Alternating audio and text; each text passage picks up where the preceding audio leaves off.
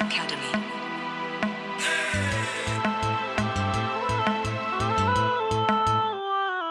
I know you want it, you looking for it. I know who got it. She talk about it in every EP, leave you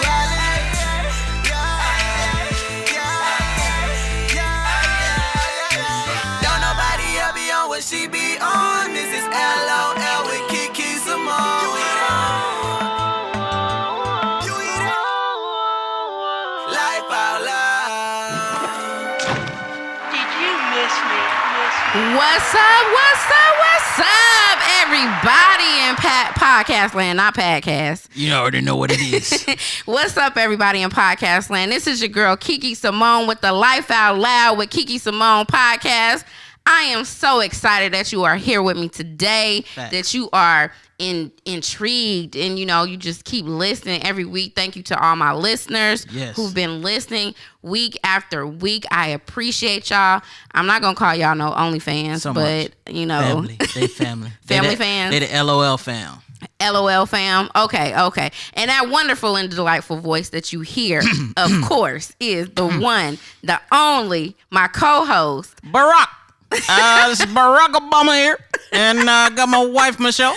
You sure? Okay, girl. It's my boy BWonda. What's Welcome, going BWonda. on, LOL fam? Yo, I'm excited about this week's episodes because you know why? Why? You know why? Why are you excited? Hey, yo, we got an extraordinaire. We do.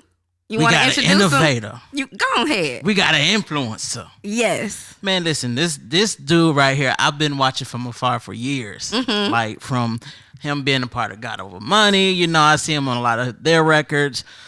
He's also founder of Grow the Heck Up. Grow the heck up. And also he was I can't say it like him though. Yo, grow the heck up. Okay. Also he was an on-air personality with Engine Radio. Yep. And that's dope. Okay. And also he's a realtor, man. He is. And most important, he's a husband and a father. Yes, most importantly, a child of God. Oh man, Yes. come on. Amen. Hey man, welcome to the LOL with QuiQui Symone and friend podcast, the one and only Lavoisier. Welcome. Lavoisier. Hey, what's up, guys? Thank you for having me. Good to be here. We are so excited that you are here with us. I've been wanting you here on the episode or on an episode for a long time. Facts. So I am so happy that you are here. You just have no idea how much we are so happy to have you on this actual episode of the podcast, which I think, bruh, like for real, you will be excited about the topic that we're going to talk about because you talked about it a whole bunch already. Yes, indeed. So we have what we call the pink elephant. And what that really is, and it's to our listeners as well, Right. what that is the pink elephant. You ever heard, Voss, the elephant in the room? Right. Okay. Yeah, so we like to talk about the stuff that people don't like to talk about, the hard truth, the stuff that people really try to shy away from and not really deal with, and different perspectives. And we try to come up with solutions, or at least present with at least one solution. At least one. At Right, least no one. doubt. At least one. So with that stated, that's what our pink elephant is. And so because we have the pink elephant this week, our pink elephant is going to be, do all Black lives really matter? Here come the herd. That's our pink elephant. Do Black lives, Right. do all Black lives really matter? And so Right. I know that you have been super passionate. I've seen your Instagram lives on Grow the Heck Up. I've seen even on your website, Grow the Heck Up as well. And we failed to mention he got the CHH network on does. Instagram too. So does. y'all go follow him. Yes, that's correct. Right. Yes, so make sure that you go tune into that. But I've seen you have, I'm going to say, passionate discussions with individuals on your IG regarding this topic. And we going to have a little bit of dialogue today. And I kind of want to share a little bit first about my experience, and that's basically from my lens. I kind of grew up in a melting pot, And so everybody was there, all different ethnicities, all different backgrounds. So I honestly really didn't see color per se. I saw different cultures. And I don't think that people, you know, that didn't grow up like that, I don't think that they really understand that concept. Right. They're looking at the melanin, but they're not really looking at, okay, what are the values of this type of individual? Yeah. And so that's what I would see. And all of a sudden, bam, here comes the George Floyd killing. Yeah. And We automatic. Didn't see coming. Yes, Definitely. I didn't see it coming. Outrage. The black community or the African American community, I don't know what people want to be called these days. We see this happen on a video and the black community is outraged. And I too have never seen that, even though I know other videos have popped up. You know, you have the one of Eric Gardner and so many others, but you know, there has been other cases that have been more well known. Right. Regarding like Tamir Rice, Breonna Taylor, and just, you know, it just goes on and on and on, right? Yep. Philando Castile. So we're seeing what's happening in the black community, and we're seeing things that are chosen to be highlighted. Right. But there's so much else that's going on in our communities that we're not really highlighting that deserves that type of highlight that all these other things are getting. So real quick, before I, you know, kind of engage y'all into the conversation, I did a little bit of research. I, you know, try to do that because I know who I got coming on the show, because I know who has that. You got that work. You gonna get this work. Yeah, you gonna get this work. we got Voss on here. Is that okay, Voss, if I call you that, or Lavoisier? Of course. Either one works. One works. So I was doing some research, and I saw in the Washington Post that basically there was a decline from 2015 to 2019 in black men being killed by the police. But even amid our pandemic that we have going on right now, police shot and killed 463 people through the first week of June.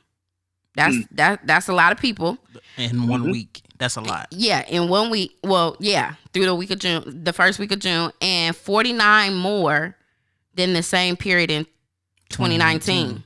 So that's, you know, one life is a lot, but you know, we don't know the circumstances of all of these cases, so we have to be mindful of that too. But in May of this year, police shot and killed 110 people. Right. This is the most that they've shot in 1 month since the Washington Post has been even tracking any incidents like this since 2015. So that's like a really alarming rate. But I kind of really want to talk about and not put all of the focus on just this right here. I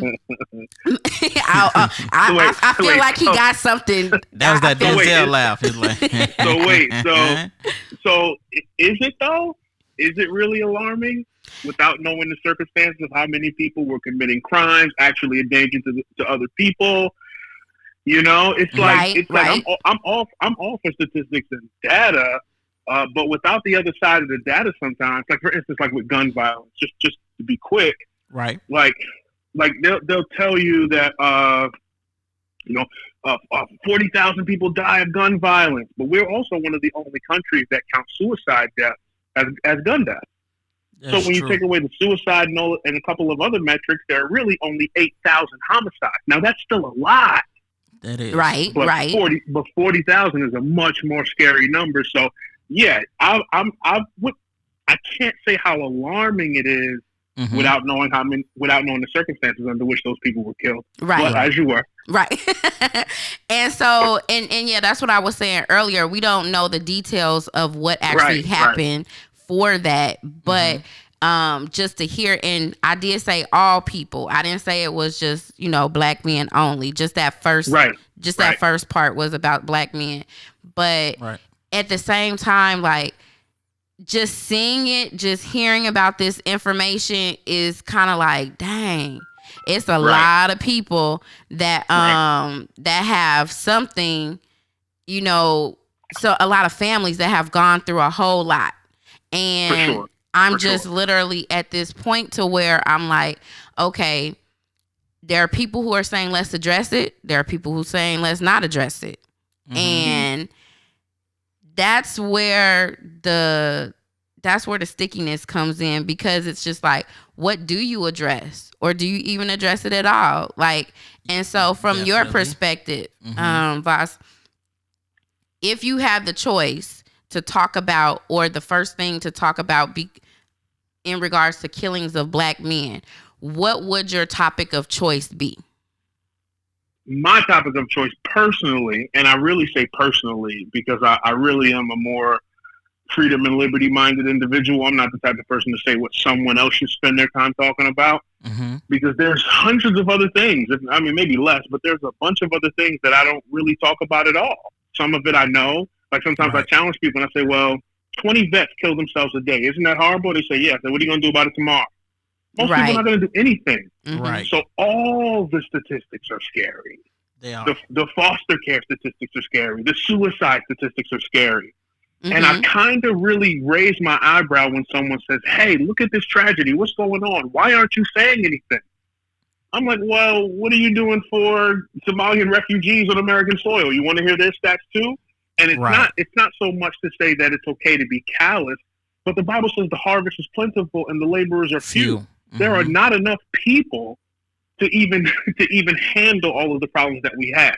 Exactly. But from my vantage point, the most detrimental things in my life that I have done growing up in New York City and Brooklyn and Queens, I would address the black violence, mainly because for me it starts with the community and the family.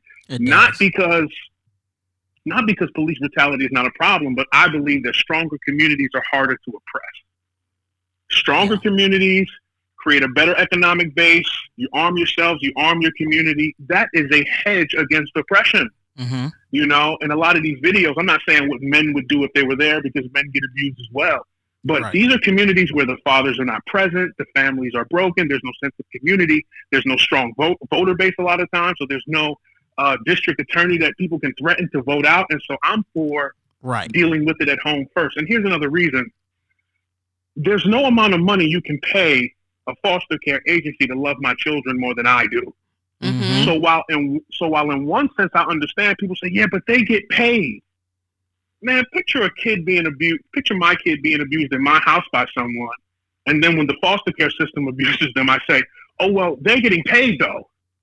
So from a legal and social standpoint, I understand that they're called to a higher standard according to the Constitution and the oath that they swore to uphold. But from a practical value standpoint, I believe that I owe my community more than any paid police officer who does not live there. I agree. Yeah. I agree 100% with that. I'm glad that you even, came down this lane this way, because there was a couple of things I've seen on your Facebook that really I really loved, and that was dope, because I think we always feel like we need to have to do away with police entirely. Like that's unrealistic. But because we, that old saying, one apple spotting the whole sport a whole bunch. So one of the things, a couple things that you said that I took to heart that I thought was powerful was when you said that rioting and looting is an excuse for some people to break society in the same way that they've broken their own lives. Some people are destroying their neighborhood because they don't know how to build up their own communities. The government can't fix your family, and it can't fix your culture. That is weight, bro. Yeah, when I saw that last part, I was like, that is weight, because we feel like we have to point the finger to somebody else because of the cause, and even though that may be true, we still have a sense of responsibility, as a man, as a woman, whether you're a man of God, a woman of God, or not. As a human being, we have a responsibility of really using resources whether they're accessible. You can go to Google, even if you don't have a mentor, even if you don't have all these things, we have no excuses to be the best version of ourselves. There we go. Mm-hmm. Now let me Go ahead. Come on. I know the advocate was coming through. Come through. So let's go. So let's say this, okay? So I heard what y'all was saying, and while I understand what y'all saying on that, about you got to take care of yourself. Now, what about for those individuals? Let's say you come up, your family don't have anything, they're on assistance. Your uncles, your aunts, whatever, they're not showing you the lifestyle that you should go to be a productive person in society. And the music, that you listen to is, movies. It's just to make sure that you having a good time. Ain't nobody thinking about nothing. So we don't care what's in the lyrics or nothing. We just want to have a good time. So if I'm growing up in this type of area, this kind of community, and my whole family like this, they say like train up a child in a way that they should go. What if I was trained this way? Right. What if I was that individual that was trained to be that unproductive person in society, and then when I see someone who looks like me getting beaten, getting stomped, killed, tased on a consistent basis, because it's what I'm seeing on my social media, what am I supposed to think? You mean from the perspective of seeing police brutality? Seeing police brutality.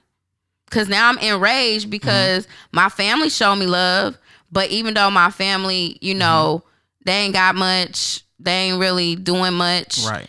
They're not really per se a productive person in society. They're just kind of existing, and they're just showing me that same life, and I'm just learning how to live. I go to work, get paycheck to paycheck, and but I'm at like not putting nobody down, but I just work at fast food or something. But I'm really not. Just day to day, just getting by. I'm growing up in that, and I have a tremendous amount of respect for that, because that dynamic, that's what pushed me to serve my community for the past 20 years. I've worked in schools, detention centers, and so for those of us who do have that knowledge, wisdom, and understanding, it is important to know the needs of the community you say you care about. A lot of people are just Twitter activists. The next shooter, we probably walk by him every day and don't say hello. So I think those of us who do have the knowledge, wisdom, and understanding, it's on us to go back. But this is why I also put so much of an onus and a weight on the music and the messaging. That's true. Because we talk about riots or the language of the unheard. Well, no disrespect, because I know she does things behind the scenes, but Beyonce has more Twitter followers than Martin Luther King probably had in his speech in 1968 on TV. So it's like we have so much power. We have a billionaire rapper that owns a streaming service. We have another billionaire rapper who owns a television station, Revolt and Tidal I'm talking about. We have Dr. Dre. Now, I don't look to those people to be saviors of any kind, but if it is about collectivism and race, why is the onus not put on those who do have the power to teach, educate, and edify? Right. Why do we want the little guy at Target? Why do we want the little white guy at Target? Like, use your privilege, right? Like, but like, what about the privilege of those who have means and have voices and have power and have favor? You see rappers and entertainers partying with Saudi kings and all this kind of stuff, and they continue to propagate this message. So there's not so much I can do as the little guy down here working with my little platform, but this is where I start to say, okay, well, if we're going to do it racially, let's look to those who, not necessarily their money, but they have the power of their voices. And it's a cop-out to say it's influence. And it's a cop-out to say, oh, it's just music, because we know better. That's why rappers are hired to promote products. Exactly. That's why when Jay-Z said, I don't wear jerseys, I'm 30 plus, give me a crisp white tee, button up, sales of jerseys declined instantly. So I start to say, well, let's look to the people who have the power to say something different to our young people. And if they don't, then I guess it's like Tupac, right? I made a G today, but you made it in a sleazy way, selling crack to the kids. I got to get paid. Well, hey, that's the way it is. And I hear you when you talk about the celebrities, the one who do have that voice. Mm-hmm.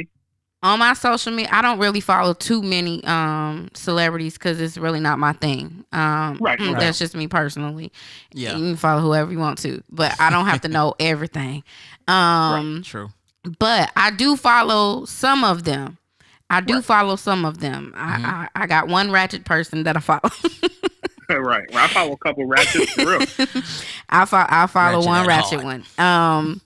But I see from the few celebrities that I do follow, I do see a lot of them calling certain other celebrities out in regards to this police brutality. Mm-hmm. And so when I see that, I'm just like, okay, to your point, Vaz, they have the voice, right? Right. Why is Diddy calling out Oprah? Yeah. Why is Diddy calling out Oprah?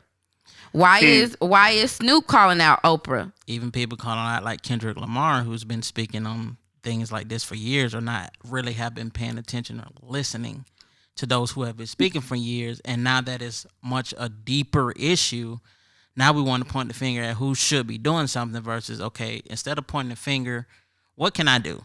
Right. I got a small spot, but what can I do? You know what I'm saying? Which is a very interesting dynamic in and of itself, because it's almost like, why do we want to call out the people who are more positive most of the time, and let the people who are all negative all the time off the hook? Snoop Dogg, who is he calling out? He sold me gangbanging and bees ain't ish but hoes and tricks for 30 years. And still to this day. So I really wouldn't go as far as to say Kendrick Lamar is positive, but there's definitely a fabric of consciousness and awareness in his music. So it's almost like, for me, I look at those artists, I feel like they've earned the right to not say anything. It's y'all's turn. Right? Like, the people who make the effort, in my opinion, my opinion as an individual, the people who actually make the effort to raise the consciousness of the people, when something like this happens, I don't look for, well, where are they? I'm like, well, no, they've been putting in the work. It's about time some of you guys get like them now. And when you think about it, like, I, correct me if I'm wrong, but I think because these millionaires and billionaires, because they give to a certain charity, that's a checkoff list for them. Yeah, pretty much. For sure. And I feel like, okay, well, what are these charities that you're giving to that you can't even pour back into your community?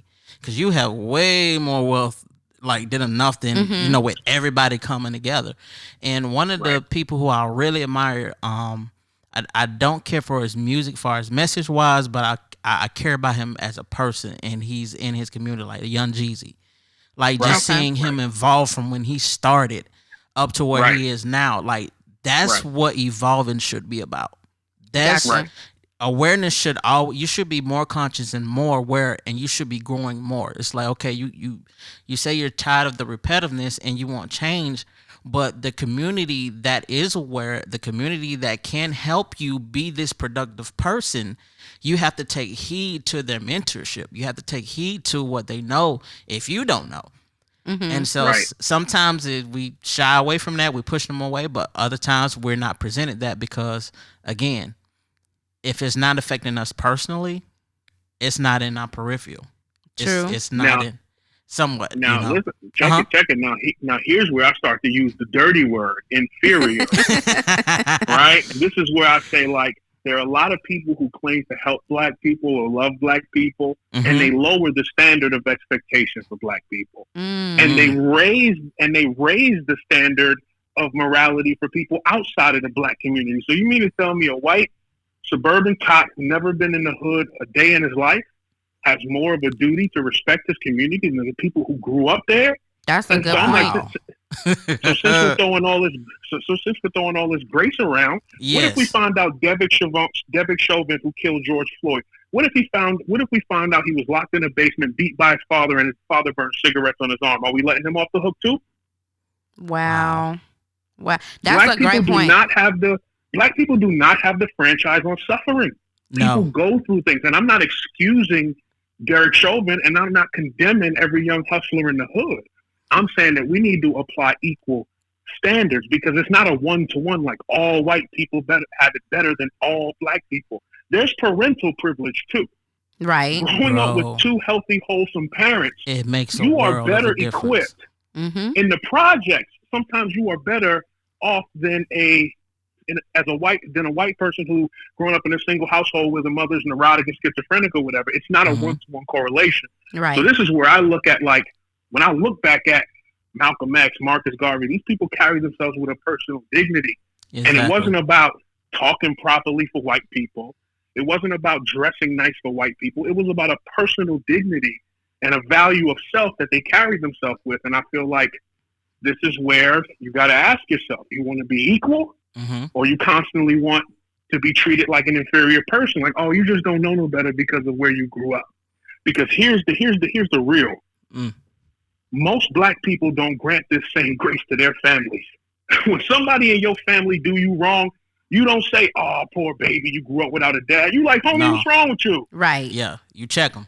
When we do each other wrong in our families and our communities, we don't have this same grace that we're trying to explain to the society. Like, oh, you didn't grow. We like, boy, girl, like, what's wrong with you? You're supposed to be my cousin. You know, right. Exactly. Like that? You know, right. You know what I'm right. saying? So exactly. It's only when we feel this pride to defend ourselves against quote unquote white society that we start making excuses for each other. And that's what I call inferiority privilege. Where you grant people the right to have a lower standard because they've been through something. Well, you got to choose which side of that you want to be on. Do we know better and are we equal, or are we not? Because if we're equal and we don't know better, well, then neither does Derek Chauvin. Look, which brings me to my next point with what you said. Family power is greater than black power. When families are strong, power is the inevitable result. Get your house in order. That right there was like crazy. I just really think that at the end of the day, when we, I don't know, how can I say it? When we, I don't even know how to say it. When we come together, when we finally can decide to say, okay, you know what? We are going to be equal all the way across the board. Right. All the way across the board. And when we decide that we are going to come together across the board, I think at that point is when we can call everybody out. We can definitely call everybody out at that point whenever we decide to, you know, say, hey, just like Vosh just said, you know, hey, if I can check my family, then I can go outside my community and check everybody else. It starts in the home. Yeah, but if I can't check the people in my own house, then how can I check the people outside of my community? Right. So I think that's what you were saying, Voss. I know we had a little snafu real quick, but you know, but I want to make sure that that's the gist of what I got you to say, of what you were saying, right? I want to be clear on this, because sometimes people kind of get the impression that I'm letting society off the hook, or letting the past off the hook. The things I advocate for, I believe, are things that create a hedge against racism and white supremacy. Like, for instance, you talk about poverty, right? A lot of people wouldn't know, but the black poverty rate for married couples has been in the single digits for 20 years. So marriage is a hedge against poverty. That's data. That's fact. That has nothing to do with race. You look at, growing up, I always heard the statistic that the majority of people on welfare were white women. Well, that's true. But what adds some layers and context to that statistic is the majority of all women on welfare were teen moms. So there are controllable variables that we as a community, or any community, can take advantage of to fight off some of this stuff. Right? Because again, like I said, stronger communities are harder to oppress. And it starts with the family. The family is the cornerstone of society. That is true. Which is why I don't support Black Lives Matter. They're anti-family. Wow. Yeah.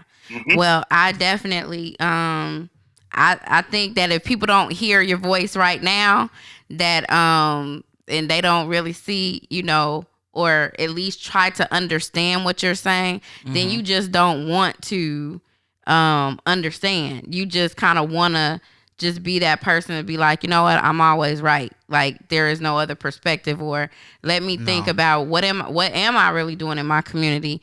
And before we go into the song, which I think is a great song, before we get into that song, I want you to, Voss, I want you to think about, when it comes to this particular topic regarding all lives matter, what do you think is going to take for us to be able to really, really, as a whole community, should I say, for us to really, really begin that push of all lives mattering, and not just having outrage when whether it's police brutality, whether it's quote unquote black on black crime, or when it's, you know, people within the black community killing themselves with suicide, you know, or mental illness. What do you think is going to take for all lives to really matter, for us to all really have that outrage that we've been having over the past 2 months, or a month, or whatever it's been? What do you think is going to take? I'm going to let you answer that question as soon as we come back from our song of the day, or our artist spotlight, which is the one and only T-Stirke, well, formerly known as T-Stirke.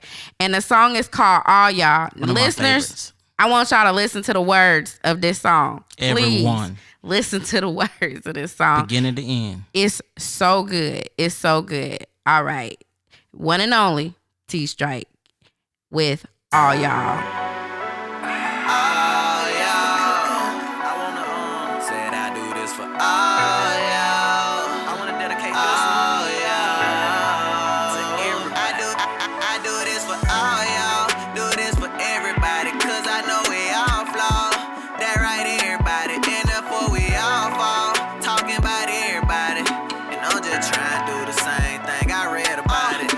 For the killers and the victims, for the fiends and the dealers, pornettas and the strippers.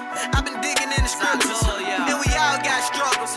Yeah, we all got issues, and we all got problems that we all need fixing. But we too busy trying to judge, like we bigger than the judge. Tell me why your point out game way more bigger than your love. What you feel like you the best man? 'Cause you don't struggle like the next man. He got this wrong, he got that wrong. Now you label him an X-Man. You just judge the book by the cover. You don't need read the intro to get a little bit of info, to find out what the story hit for. And for every author of a book I read, I apologize. I just pray that one day they see you through the Father eyes. For real. Amen. For the victims, for the killers, for the fiends, for the dealers, pouring at us in the strippers. Everybody got a story. Everybody's story different. They just judging, never took the time to listen. But I do this for all y'all. For the gays, for the straights, for the ones who down and out, for the ones who think they straight. Everybody got a struggle. Everybody struggle different. Some just too afraid to mention. I do this for all y'all. All y'all. Said I do this for all y'all. All y'all. Said I do this for all y'all. See, the problem is, ain't nobody really loving like they say they love. Ain't nobody really showing that true unconditional love. We love under conditions and circumstances. God bless the family of everybody who done been victims of a killing.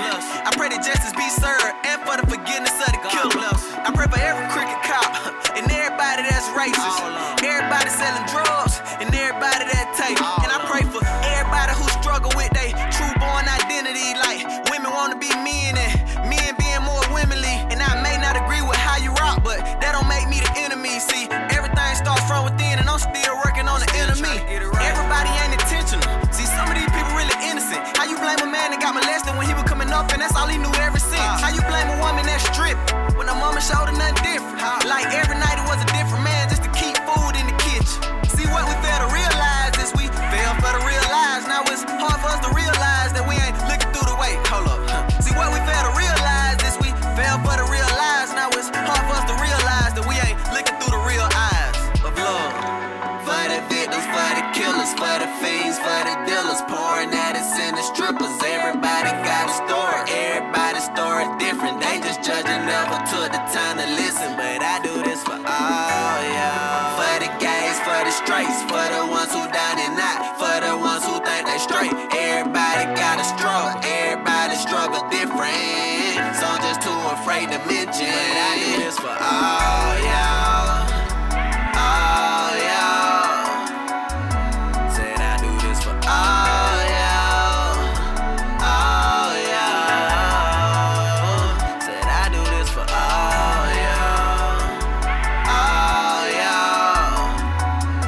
Said I do this for all y'all. And that was the wonderful and delightful T-Stirke, formerly known as T-Stirke. He goes by something else now. That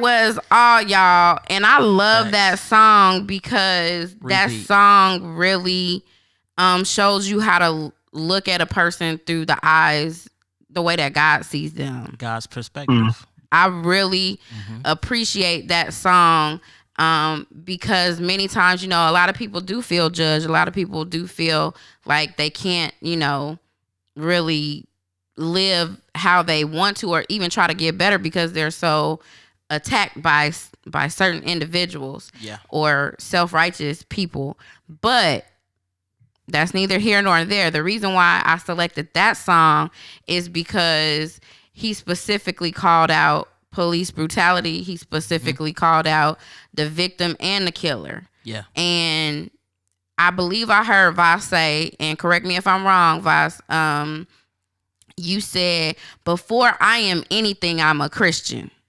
Right. And first and foremost. Yes. So before I'm a black man, I'm a Christian. Before I'm a black woman, I'm a Christian. Before I am anything, a husband, a father, like I'm a Christian first. And for that reason, that's the reason why I selected that song, because I think that that is the heart that God would like for us to see others, even when we fail, even in our shortcomings, that God wants us to see, you know, people in a light of, you know, that, hey, things can get better. But so many times we don't want to take responsibility, as you said earlier, BWonda. So that's the reason why I select that song. But anywho, I love that record. Since we've played that song, Voss, before we play the song, I asked you a question. And that question was, what do you think it's going to take for us, for all Black lives to matter within the Black community? What is that going to take? Man, that's a real difficult question. Again, you know, Bible said the harvest is plentiful and the laborers are few. And so here's my issue with what I see from many believers as we discuss racial issues. It's like how I came up in ministry. It was about helping people understand why the need was great, right? It wasn't really about barking on people, telling them what they're not doing enough of, calling their Christianity into question because they're not tweeting about something. Right. Like I see a lot of that self-righteousness. And, you know, there are plenty of things that I think are important. I've been working in education for 15, 20 years. I don't see many people with the same passion to educate kids as I do because I connect the literacy rates to the ability to earn. You know, just learning, you know, I look at literacy rates and there's a book called The Articulate Executive that talks about the connection between salaries and ability to communicate. So I'm passionate about a bunch of things that a bunch of people are not. Right. But that I believe God gave us these different burdens for reasons. And if you have something on your heart that other people should care about, the wisest thing to do, in my opinion, would be to help them understand why they should care about it. Because two things. One, it's a bunch of stuff happening right now that you don't care about. And I can put a newspaper clip in front of you and show you that it's happening every day, and you're not about to redirect your life to address it. The other side of it is anything that you care about and have a burden for, you likely didn't always have a burden for that. So God shows us things and gives us wisdom and knowledge over time. So you can't make everyone care. You can't make anyone care. But if there is something worth caring about, I think it would be better to help people understand and kind of break their heart for it like God broke yours. Exactly. You know, God doesn't always browbeat you like, what's wrong with you? Why you ain't doing ministry? You know what I'm saying? It's like you have to help people understand the importance and share your burden with them that they might become burdened like you are. That's true.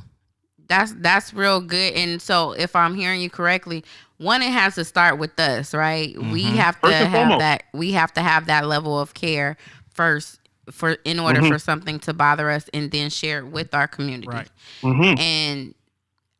And before you can even really share it outside of your community, I really do think you got to share it within your community so that they are aware of what's going on, because you can't ask somebody to come and fix something that's going on in your community if you're not willing to fix it yourself. That doesn't make sense. And let's look at that word. What is community in America in 2020? Everybody don't live in the hood. That's true. That's true. White and Mexicans live in the hood with blacks. Blacks live in the suburbs with whites and Mexicans. It's like community is relative. That is maybe true. that person does need you to help them understand why something is important. And maybe they come from a different world and they may need to help you understand why certain maybe you've never seen marriage.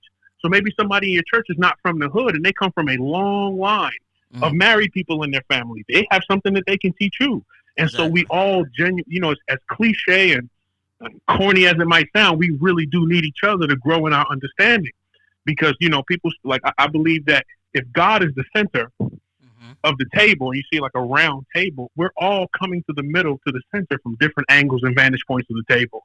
And we need each other's opinions and experiences to help each other understand why things are important, why things are good, and why things are bad. And so it starts with us as individuals. But when we think Black community, we're not monolithic.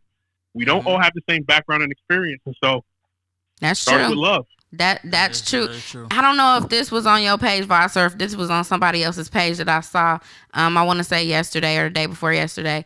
Somebody said Black people are always trying to move into the neighborhoods of white people to get away from their community and still claim that they are in the hood.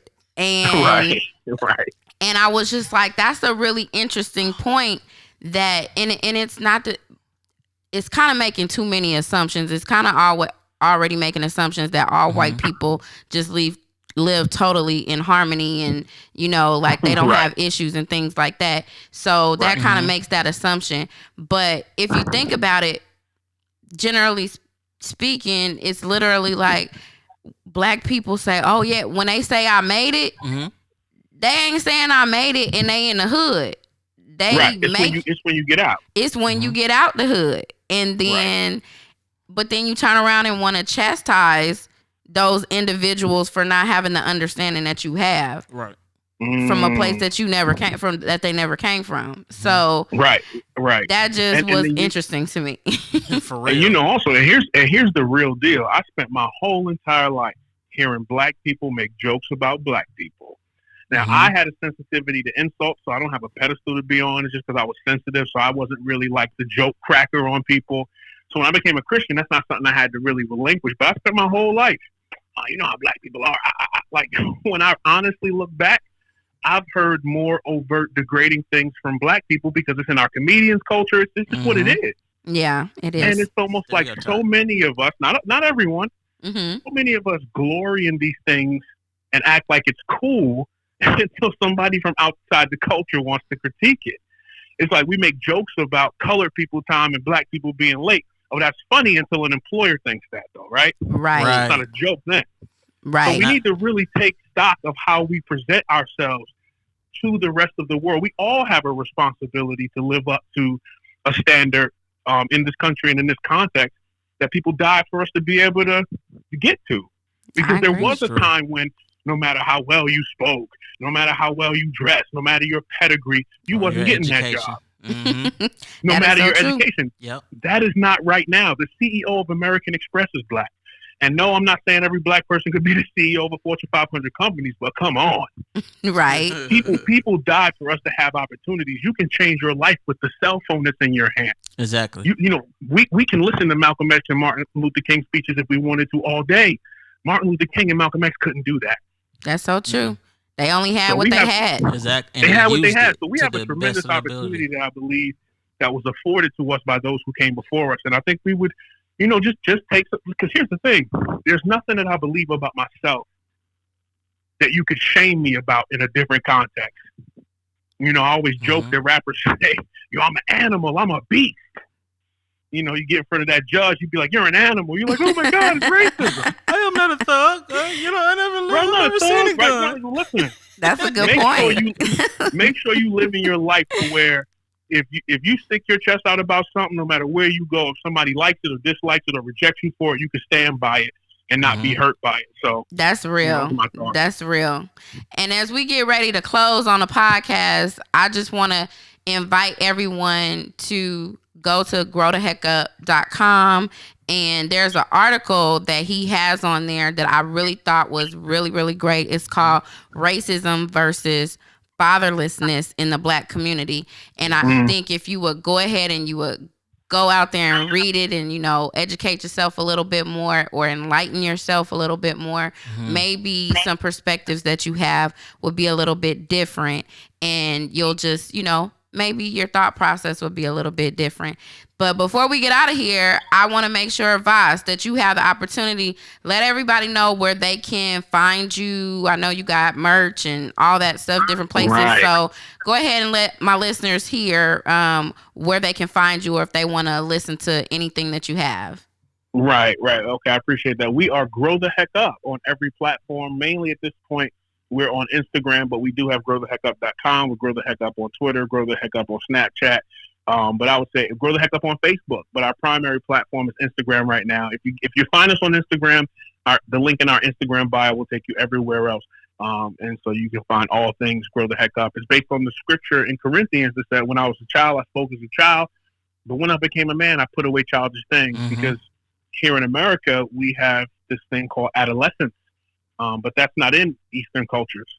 You either a child or an adult, period. There's no in between. That's why you see rites of passage and bar mitzvahs and all of that. And so many of us who grow up without fathers, the learning curve is so much steeper, and we get lessons that we should be getting as children in our teens and adulthood. And growing up where I grew up, by the time you learn valuable lessons, you might have felonies, might have a baby mama. You know what I mean? That's true. And so I just wanted to help, just create a platform to help people grow and discover and mature. And learn things that they might not have learned growing up. That's what's up, definitely. Well, we appreciate you for coming on the Life Out Loud podcast with QuiQui Symone and friends here. We definitely appreciate your time. We don't take it for granted. We want you to know that here on this particular podcast that we value, what you're doing in the community. I know that you are doing stuff in your own home first, and you're doing things in your community.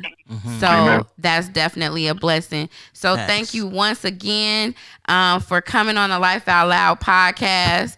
We got my boy BWonda. Thank you, BWonda, for being a wonderful co-host. Always. I love it. I love this. Well, thank you guys for having me. I really appreciate it. It was great talking to you guys. You too, man. Thank you. Make sure that you guys are subscribed to the YouTube channel, LOL with QuiQui Symone. That's LOL with QuiQui Symone.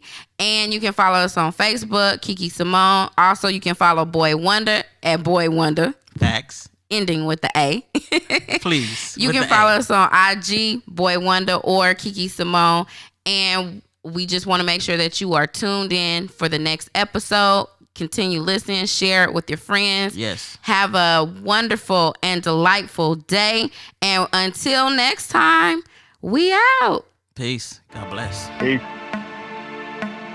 Cook Up Academy.